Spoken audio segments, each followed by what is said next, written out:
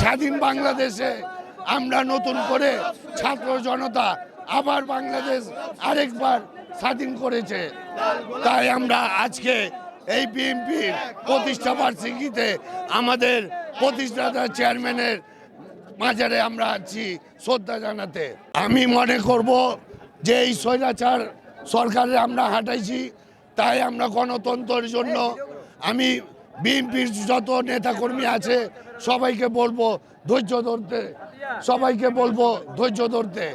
এই বলে আমার বক্তব্য আমি শেষ করছি। ধন্যবাদ।